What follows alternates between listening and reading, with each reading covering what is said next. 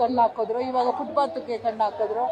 ಇದೇ ತರ ಆಗ್ಬಿಟ್ರೆ ಈ ರೈತರ ಪರ ಮಾತಾಡ್ತಾರಲ್ಲ ಮೇಡಮ್, ಇವ್ರು ಮೈಸೂರು ಭಾಗದ ರೈತರು ಒಂದ್ರೆ ಕಾಣಿಸ್ತದೆ ಇವರಿಗೆ. ಉತ್ತರ ಕನ್ನಡದವ್ರು ಎಲ್ಲಿಗೆ ಹೋಗ್ಬೇಕು?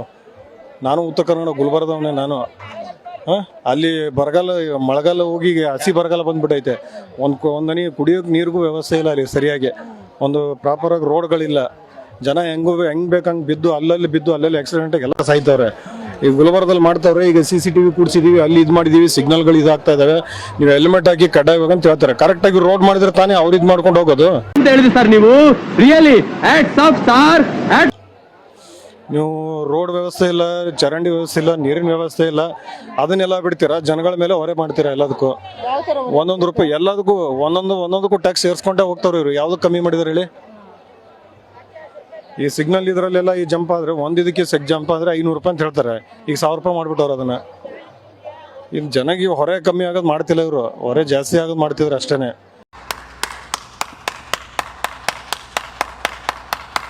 ಜನಗಳಿಗೆ ಇವರಿಂದ ಏನು 1 ರೂಪಾಯಿ ಲಾಭ ಯಾವುದೂ ಇಲ್ಲ. ಜನರಿಂದ ಇವ್ರು ಲಾಭ ತೊಗೊತವ್ರು ಅಷ್ಟೇ.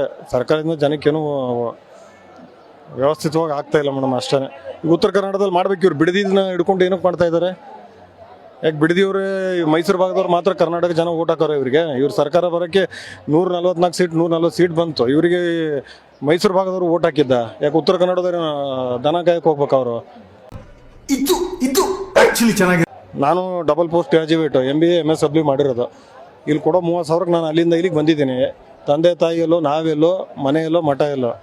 ನಿಮ್ಗೆ ಬಿಡದಿ ತರ ಟೌನ್ಶಿಪ್ ಎಲ್ಲ ಅಲ್ಲಿ ಮಾಡ್ಬೇಕ್ರಿ. ನೀವು ಅಲ್ಲಿ ಮಾಡಿದ್ರೆ ಇಲ್ಲಿಗೆ ನಾವು ಅಲ್ಲಿಂದ ಬರೋದು ಇಲ್ಲಿ ಬರೋದು ತಪ್ಪುತ್ತೆ ತಾನೇ.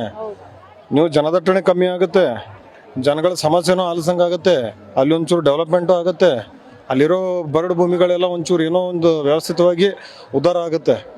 ನೋ ವೇ, ಚಾನ್ಸೇ ಇಲ್ಲ. No way.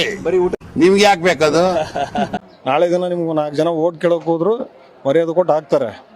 ನೀವು ಬರೀ ಇಲ್ಲಿ ಲೂಟಿ ಮಾಡ್ಕೊಂಡು ಕೂತ್ಕೊಂಡ್ರೆ ಇಲ್ಲಿ ಯಾವುದು ವ್ಯವಸ್ಥಿತವಾಗಿ ಆಗಲ್ಲ. ಅಲ್ಲಿ ಲೂಟಿ ಮಾಡಕ್ ಆಗಲ್ವಾ ಸರ್? ಅಲ್ಲಿ ಏನಿದೆ ಮೇಡಮ್, ಬರಡು ಭೂಮಿ ಅಲ್ಲ ಇವ್ರಿಗೆ. ಅಲ್ಲಿ 1 ರೂಪಾಯಿನೂ ಊಟಲ್ವಲ್ಲ ಇವ್ರಿಗೆ. ಇವ್ರೇನೋ ಇಲ್ಲಿ ಮಾಡೋ ಡೆವಲಪ್ಮೆಂಟ್ನ 10% ಅಲ್ಲಿ 1% ಅಲ್ಲಿ ಮಾಡಿದ್ರೆ ಜನಕ್ಕೂ ಉದ್ಧಾರ ಆಗುತ್ತೆ, ಜನಕ್ಕೂ ಹೆಲ್ಪ್ ಆಗುತ್ತೆ. ಅಲ್ಲಿಂದ ಇಲ್ಲಿಗೆ ಬರೋಕ್ಕೂ ಇಲ್ಲಿ ಟ್ರೈನ್ ವ್ಯವಸ್ಥೆ ಇಲ್ಲ ಮೇಡಮ್. ಅಲ್ಲಿಂದ ಇಲ್ಲಿಗೆ ಬರ್ಬೇಕಾದ್ರೆ, ಬೆಂಗಳೂರು ಬರ್ಬೇಕಾದ್ರೆ ಇರೋ 2 ಟ್ರೈನ್ಗಳು, ಅದಕ್ಕೆ ಟಿಕೆಟ್ ನೋಡಿದ್ರೆ 3 ತಿಂಗಳ ಮುಂಚೆನೆ ಬುಕ್ ಆಗಿರ್ತವೆ.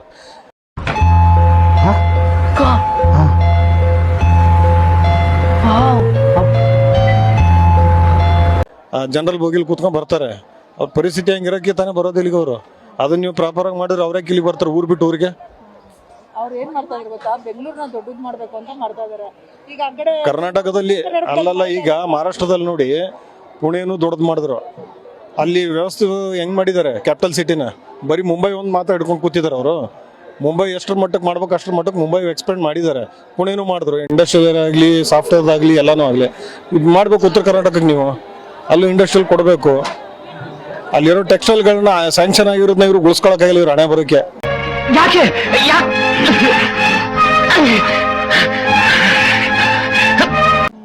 ಇಲ್ಲಿ ಸಭೆಯಲ್ಲಿ ಕೂತ್ ಮಾತಾಡ್ತಾರೆ, ವಿಧಾನಸಭೆಯಲ್ಲಿ ಮಾತಾಡ್ದಂಗೆ ಅದನ್ನ ಇಂಪ್ಲಿಮೆಂಟ್ ಮಾಡಬೇಕು. ಆವಾಗ ನಿಮ್ದು ಇದನ್ನ ಒಪ್ತೀವಿ ನಾವು. ಜನಗಳಿಗೆ ವ್ಯವಸ್ಥಿತವಾಗಿ ಯಾವುದು ಸವಲತ್ತು ಸಿಗ್ತಿಲ್ಲ ಮೇಡಮ್. ಇದು ಇವ್ರು ಏನೇ ಮಾಡೋದಿದ್ರು ಉತ್ತರ ಕರ್ನಾಟಕ ಮಾಡಲಿ. 4 ಜನ ಇವ್ರನ್ನ ನೆನ್ಸ್ಕೊಂತಾರೆ.